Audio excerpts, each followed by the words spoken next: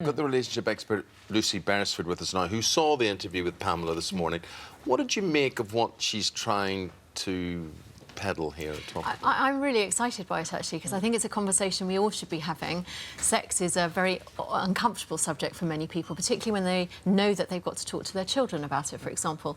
So the more that we recognise that this is an essential part of either parenting or even your intimate relationships, your love relationships, then we'll all be a little bit more free. I think the fact that she is doing it also with the rabbi is saying, you know, anybody can be part of this conversation, and she has come at it from a particular perspective of having been somebody who's done Playboy and things like that. She's been objectified. She knows the dangers. As you said, there's that difficulty about talking about it, and we are going to talk about it now. Tulsi, first of all, is on the line. And Tulsi, your problem, you want to be able to talk to your son about porn. Tell us why. Well, I've discovered that my son's father was addicted to porn shortly after I moved in with him.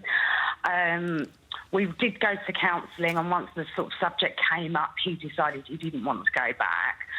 So as a consequence, we broke up. When you say he was addicted, Tulsi, how often was he watching it? How much porn was he watching? Oh, 8 hours a day. A day? A day. Right. On possibly 8 screens. And Pamela was talking earlier about, you know, saying that there are people, you know, the wife or you were upstairs waiting for him and he's actually downstairs watching porn. Was that happening to you? Sometimes he didn't even leave the sofa that I was sat on.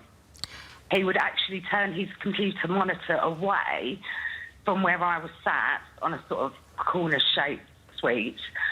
But I could see the reflection in the TV every time the TV cut to an ad break and the screen would go black. I would obviously see the silhouette of what was going on. So he's watching porn sitting next to you on the sofa? Yes.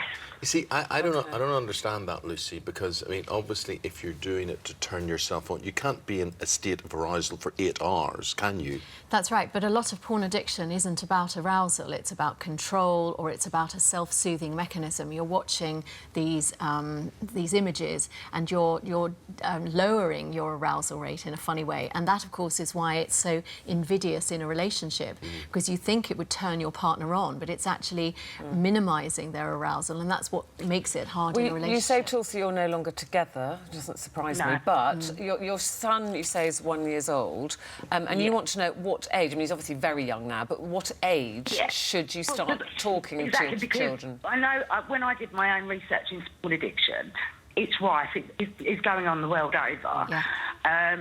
But it's because the internet is so readily available. Everyone has a mobile phone. It's in the palm of their hand. And the kids are getting mobile phones much younger now, aren't they? They are. Some children are 7, 8 years old. Tulsi, it's actually... Yeah, exactly. By the time they're teenagers, they're already quite conversant with the the key is that you are going to have that conversation before they reach puberty, and we all get a bit squeamish about talking about sex, but you've got your own experience to draw from that actually porn addiction can be really damaging.